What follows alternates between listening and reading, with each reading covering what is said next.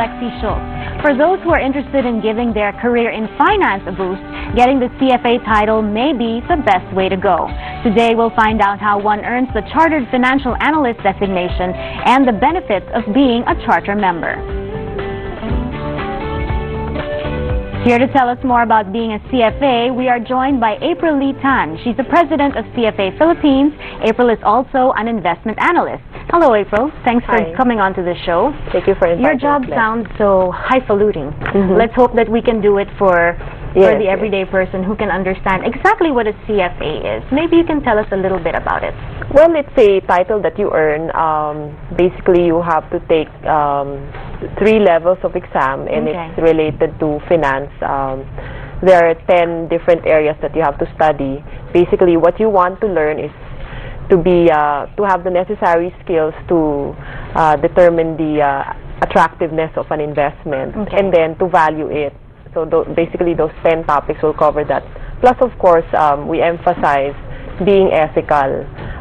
Because, of course, the business of managing people's money is a business of trust. It can go the other way, definitely, and it has in the past. Of course, yeah. Okay, but focusing on integrity, but what is, of course, apart from that, how old has it been here for? Or how long has it been here for? Because it started in 1995, but of course, taking care of people's finances has happened since time immemorial, and I'm sure in the States and Europe it's been there for a while. How did it come to the Philippines? Well, I think in 1995 we had a group of finance professionals who thought that it would be good to basically raise the bar, and you know, it's like if you have this title, it kind of proves that you are competent and you have integrity, and at the same time, you know, I guess it's another step above just having your regular MBAs. Yes, but it is like a master's degree if you think about it. It is like an MBA, but more focused on finance. Focused on finance. Specialized finance, yeah. So some of the, obviously before going for the CFA, you have to have certain prerequisites. What are those prerequisites? Well, basically, to take the first level of the exam, you have to be a 4th level undergraduate student in a business course. But let's say you pass all 3 levels of exam in one take. So year 1, year 2, year 3.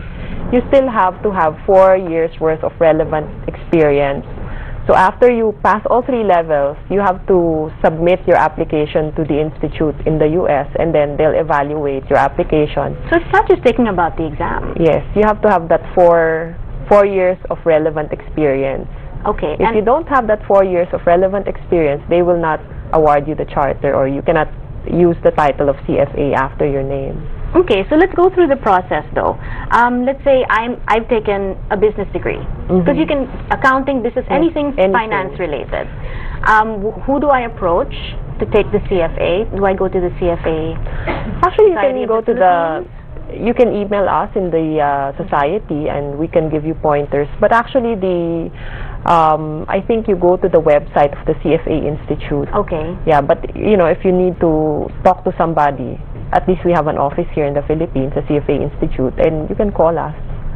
Okay, and so for the course, it's a self-study course of 800 to 900 hours. That sounds like a lot. Yes, I mean, that's why we're saying that, you know, if you're not serious about pursuing, this is only for people who are serious, because apart from the 800 to 900 hours, I know it's a little pricey. Yes, yes. Okay, and how much is the cost of the whole course? On the low end, let's say you passed all 3 levels in one take, and then how you got do the that? early Pass bird 3 rate. levels in one take. Yeah, the lowest is $2,200. Okay. And that comes with books, or does it come with books. Okay. Yeah, all the materials and are a curriculum. there. Does it come with a strict curriculum? It comes with a curriculum. Okay. Yeah. And then the higher end one, what does that come with? Well, let's say you were late in registering, 3,300. It goes to 3,300. But then again, that is if you pass it in one take, all 3 times, because so you're allowed to fail technically. Yes, you're but allowed how many to times fail. are you allowed to fail? Well, I think you're allowed to fail as many times. Okay. As long as you don't give up. It's like passing the board or the bar. Yeah, you keep on taking it and taking it, but every time you have to pay again. You have to pay every time you take it. So it's really sort of a semestral thing. When you say that if you're late for registration, what are the dates for registration? Well, obviously it's in the website, but when does your school year start for CFA? Gee, it's been a while. I don't remember, but I think like for level 1, I think you can start to register now. We have a December exam only for level 1. Okay. And then we have another exam in June. How many months does that go though? If you register for the exam in December, how many months of study does that entail? Actually, believe it or not, we have some students who will already take review classes as early as now for the 2011 exam. And these are students finishing up in college, would you say?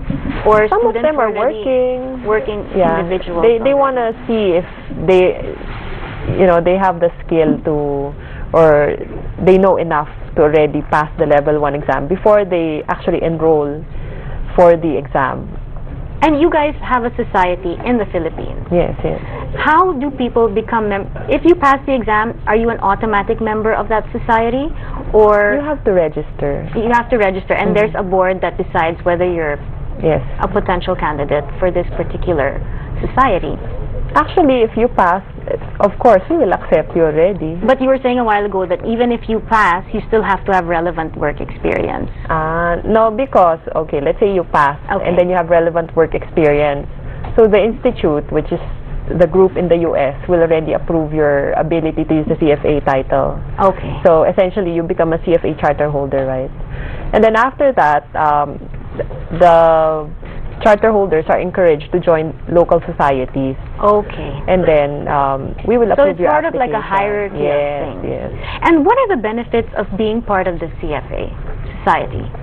Actually, it's more like having that title of CFA.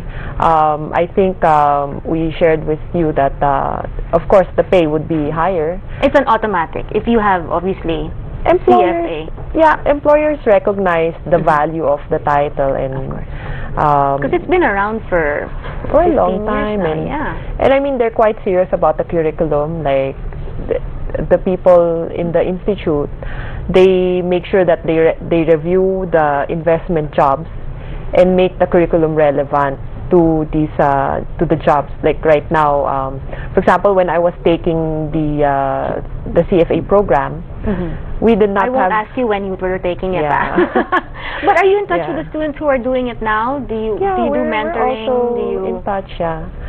But before, for example, we did not talk about corporate governance. Sounds so complicated. It does sound complicated, and I'm not going to pretend to know that. But with the financial crisis and everything, I mean, you can see right now that it's becoming more important that companies become ethical. Essentially, corporate governance is about that. Like, how do we make sure that the companies are protecting our interests as investors? Correct. And now it's already part of the curriculum. It's quite heavy, but it's true though. How do you feel the economy is doing at this point? Like with your society, how are they positive or optimistic that things are going to turn up for the Philippines? Well, of course we're quite positive. I mean, from our perspective at least, there are more jobs for finance graduates, for finance professionals, and our enrollments are actually up quite significantly, around 20%. So a lot of, I think there are a lot of opportunities out there, or the opportunities are becoming more and more. And you're saying that there are already people signed up for the 2011 exams.